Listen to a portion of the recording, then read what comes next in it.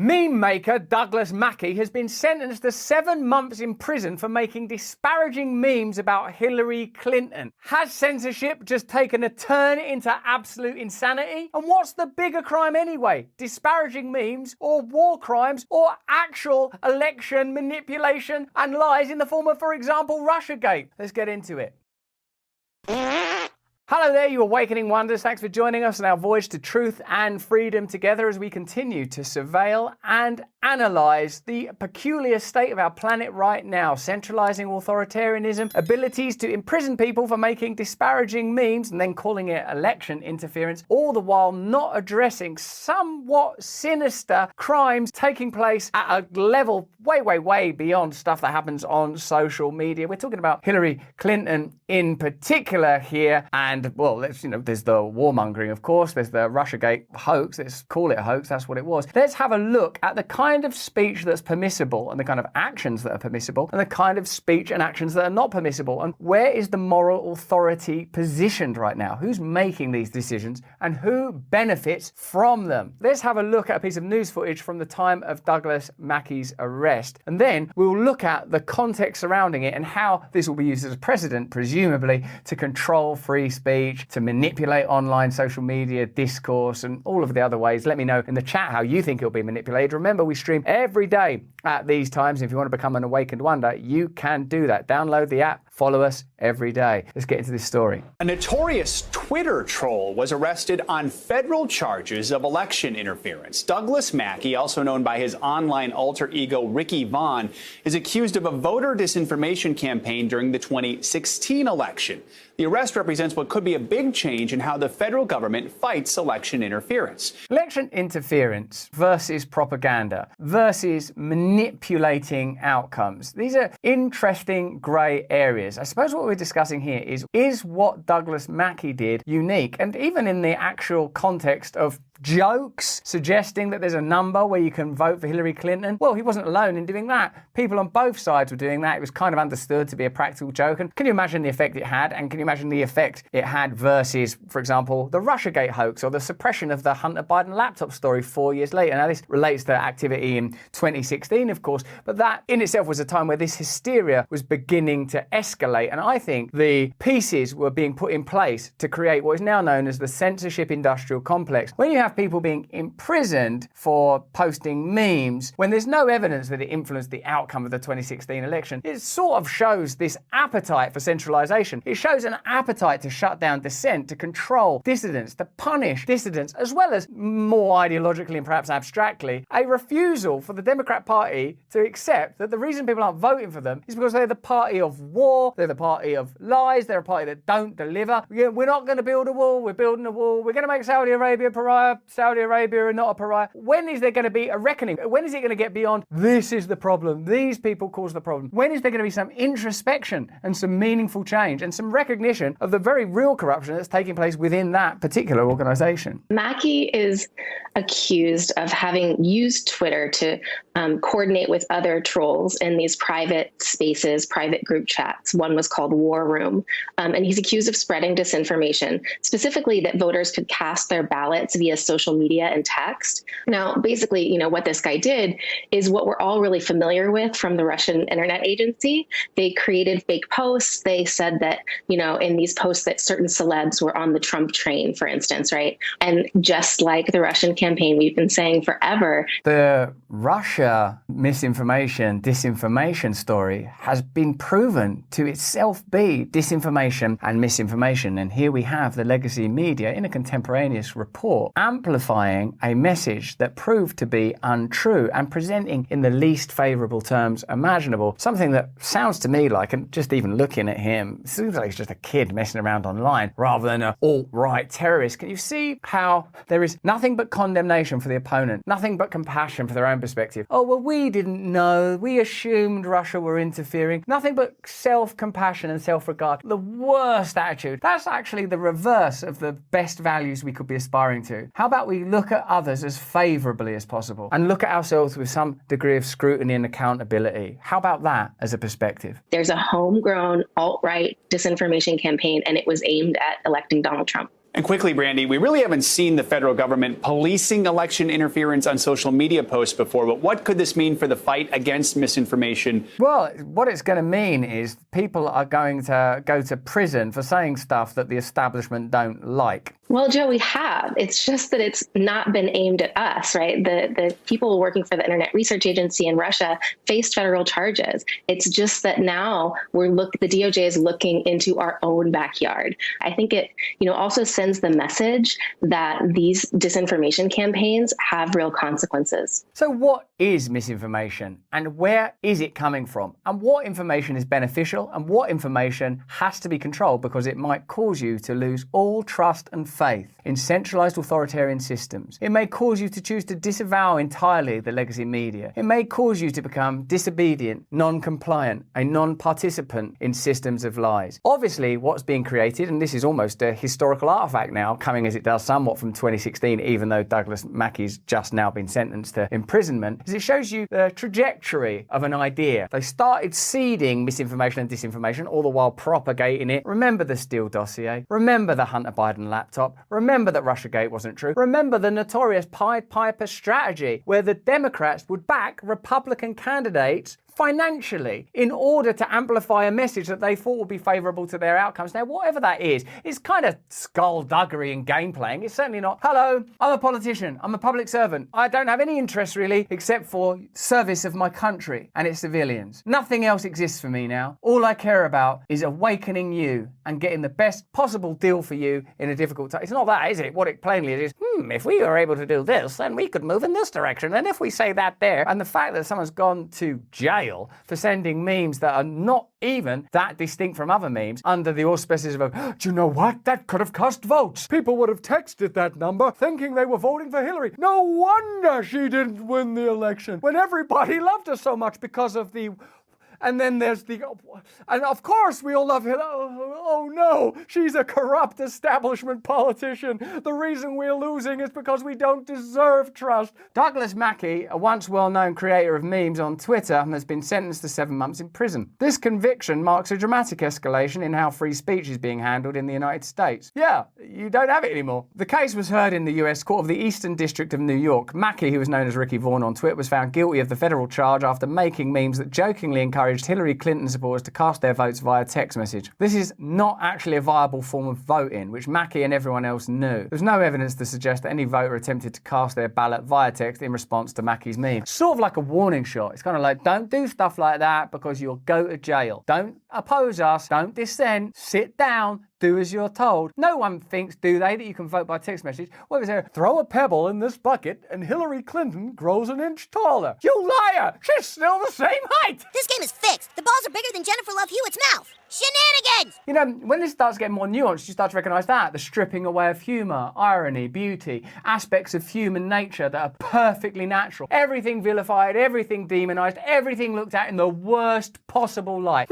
What's the worst way we could frame this? Quite interestingly, many have noted other internet users who shared similar content regarding the option of text voting for Donald Trump were neither charged nor convicted. Have a look at this. Right, so what? Someone could have voted, that's another Donald Trump vote. It's just silly. The case is, as the New York Times reported at the time, was the first criminal case in the country involving voter suppression through the spread of disinformation on Twitter. Just popularising that idea of misinformation, just tying it to law, just enshrining it in real penalties so that information now can be qualified, not on the basis of subjectivity, but on the basis of objectivity and law. This information is verifiably and legally bad. This information is good. Here. Oh, that's interesting that this information basically says, let us get on with doing what we're doing. Go and sit down quietly in your house, whereas this information was be incredibly mistrustful of the system. The DOJ claimed that the meme from Macky constituted election interference, and the court agreed, despite there being no evidence to support the notion that anyone who saw the meme was deceived by it. We can't continue to make content like this without your support, and we value you and appreciate you. Thank you. We also need our commercial partners, to whom I'm equally grateful. Now, many of you will know that the IRS October the 15th tax deadline has just passed, and many of you will be feeling the pressure of that. If sorting through the complexities of expenses, payments, and deductions has caused you failure to file, which is pretty serious, it could result in penalties to pile up on top of your tax debt. The attorneys at Tax Network USA have successfully saved clients over $1 billion in tax debt. So it doesn't matter if you're looking at a $10,000 tax debt or $1 million challenge, they can help with a settlement. Even if you haven't filed in 1 year or 5 years or a whole decade and you're just putting this off and not thinking about it, they are ready to help. Professionals at Tax Network can help resolve all tax cases, no matter how it started. Go to taxnetworkusa.com/brand. That's taxnetworkusa.com/brand. Good luck. Okay, let's get back into this. The complaint, the DOJ said in 2021, alleges that in 2016, Macky established an audience on Twitter with approximately 58,000 followers. Macky has been found guilty by a jury of his peers of attempting to deprive individuals from exercising their sacred right to vote for the candidate of their choice in the 2016 presidential election. Sacred. Sacred. Like it's an expression of divinity. It's an expression that there's like a God and that there's a oneness and there's a beauty. Where's that God and oneness and beauty in the advocacy for the ongoing wars that Hillary Clinton endlessly supported? Today's verdict proves that the defendant's fraudulent actions crossed the line into criminality and flatly rejects his cynical attempt to use the constitutional right of free speech as a shield for this scheme to subvert the ballot box and suppress the vote. Oh my God, it's a game. The whole thing's a game. No one's got any legitimacy anymore. Like, look at how that's actually written. Fraudulent actions cross the line into criminality and flatly rejects his cynical attempts to use the constitutional right of free speech. The right of free speech just means you can say stuff as long as that in itself isn't a crime or likely to lead to a crime. Was that a crime, him saying vote for Hillary by text when you can't vote for Hillary by text? Is it not more likely that some of the Russiagate stuff was influential? The problem I think we have right now is neither side, no side, and gosh, we've got to get beyond sides, are talking about personal culpability. When are we going to see like Hillary Clinton go, that Steele dossier thing, that was out of whack? And maybe the reason people didn't vote for me in 2016 is because again and again I've been shown to be an establishment politician that uses rhetoric about compassion, but when it comes to policy and action, favours the interests of powerful financial and military donor groups, and people just don't trust that anymore. And the reason a figure like Trump is so successful, I see that now, so he sounds like a normal person. It's a spiritual problem, I think, fundamentally at this point. Do you agree? Do you sort of see what I'm saying? It's like a spiritual issue more than a political one at this point. This decision to penalise Macky opens a Pandora's box in examining repercussions of online behaviour. In an era increasingly shaped by social media, the contours of free speech and interference are blurred, yet it's imperative to remember that the blanket criminalisation of online content may inadvertently lead to the suppression of opinion and curb the creative liberties of citizens. It's not inadvertent, that is what's happening. It's deliberate and necessary because you can't maintain control where people have creative liberty. Let me know in the chat if you agree. Now, on the subject of election interference and the Clinton campaign, an email released by WikiLeaks shows how the Clinton campaign and the Democratic Party bear direct responsibility for propelling Donald Trump to the White House. In its self-described Pied Piper strategy, the Clinton campaign proposed intentionally cultivating extreme right-wing presidential candidates, hoping to turn them into the new mainstream of the Republican Party in order to try